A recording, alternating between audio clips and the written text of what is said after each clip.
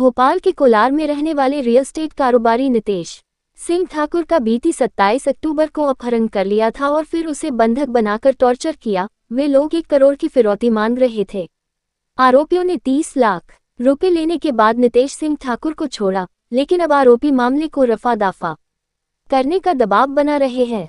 पीड़ित रितेश सिंह ठाकुर के मुताबिक आरोपी व्हाट्सएप के द्वारा लगातार मैसेज करके धमकी दे रहे हैं और समझौते का दबाव बना रहे हैं। ठाकुर ने कहा कि उनकी बच्ची 2 महीने से स्कूल नहीं गई। आरोपी लगातार रेकी करवा रहे हैं। कई बार इस बात की जानकारी थाने को भी दी, लेकिन अब तक आरोपी गिरफ्तार नहीं हुए। आरोपी गिरफ्तार नहीं होते हैं तो हो सकता है कि वह नया साल भी नहीं देख पाए और उनकी हत्या हो जाए। नितेश ने शुक्रवार को भोपाल पुलिस कमिश्नर हरिनारायण चारी मिश्रा को भी पूरी घटना से अवगत करा दिया है। बता दें कि कोलार इलाके के दानिश हिल्स इलाके में रहने वाले पीड़ित कारोबारी नितेश सिंह ठाकुर को कुछ लोगों ने उन्हें सगाई कार्यक्रम के बहाने ग्वालियर बुलाया और रास्ते में ही उनका अपहरण कर लिया। ये घटना 27 से 29 अक्टूबर 2024 के बीच हुई थी। इसके बाद उनके परिजनों से 1 करोड़ की फिरौती मांगी गई थी। फिर पीड़ित की पत्नी ने आरोपियों से मिन्नतें की तो मामला 30 लाख रुपए में समझौता हुआ। पत्नी ने ये रकम दी तो उसके पति को छोड़ा गया। इस पूरे मामले में 5 मुख्य आरोपी हैं। संजय राजावत, आकाश राजावत, हेमंत चौहान, पंकज परिहार, अन्नू राजावत है।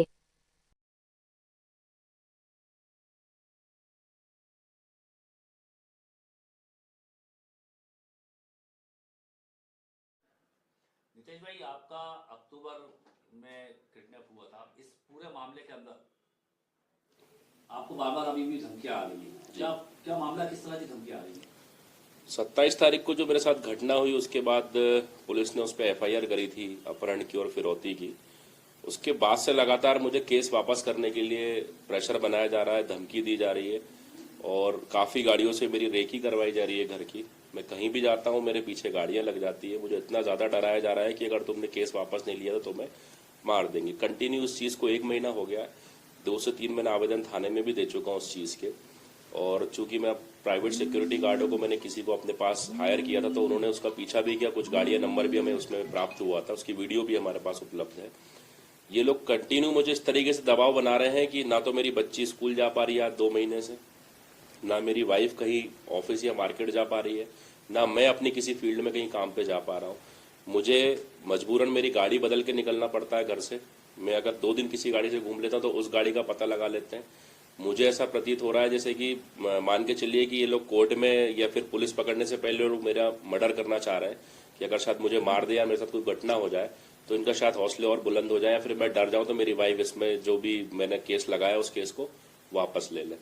और काफ़ी परेशान हूँ। बस मैं न्याय के लिए ही पुलिस से बोल रहा हूँ कि जिस तरीके से पुलिस काम कर रही थी अभी तक, अभी भी अगर आगे इसको और अच्छे से कंटिन्यू करती है तो जल्दी इसको पकड़ लें, क्योंकि नहीं पकड़ते हैं तो मुझे 100% श्योर हूँ मैं इसमें, क्योंकि चूंकि इसमें एक पुलिस वाला मतलब इनके साथ है जो हेमंत चौहान है, तो वो शायद जिस तरीके से इन लोग को या शायद टीम चला रहा होगा या फिर उसको नॉलेज है पुलिस कैसे बचती है, अपन कैसे बचते हैं आरोपी, उस तरीके से हेमंत चौहान उन लोग को शायद गाइड कर रहा है, इसलिए कोई पकड़ाई में नहीं आ रहा है।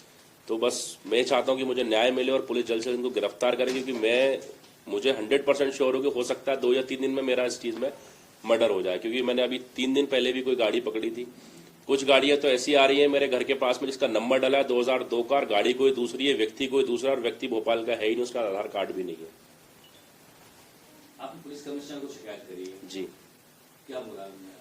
पुलिस कमिश्नर साहब के पास मैं और मेरी वाइफ दोनों गए थे। उन्होंने बहुत अच्छा हमें रिस्पांस दिया और उन्होंने उस चीज़ को, घटना को बहुत गंभीर तरीके से लिया और उन्होंने तत्काल इस पे मतलब FIR करा के हम लोग को सुरक्षित किया कि, और हमारी घटना को उन्होंने पूरा प्रूफ किया। पूरे सब CCTV फुटेज और सारी चीज़ें उन्होंने देखने के बाद उस घटना को उन्होंने माना कि हाँ ये घटना बिल्कुल सही हुई है।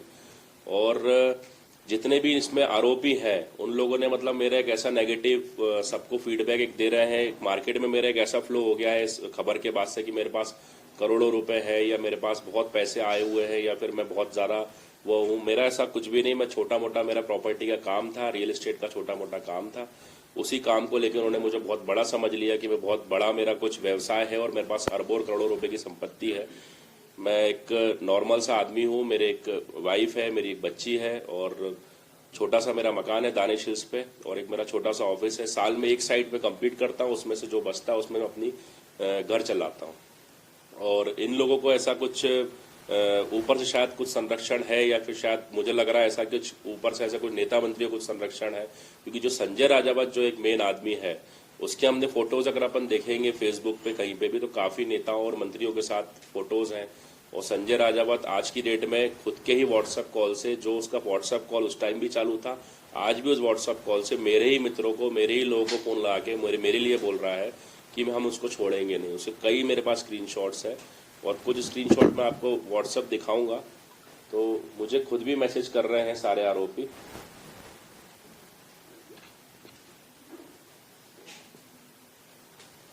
ये मुझे खुद मैसेज करे जा रहे हैं ना, ये है कि हमको उसकी लोकेशन नहीं आ पा रही है।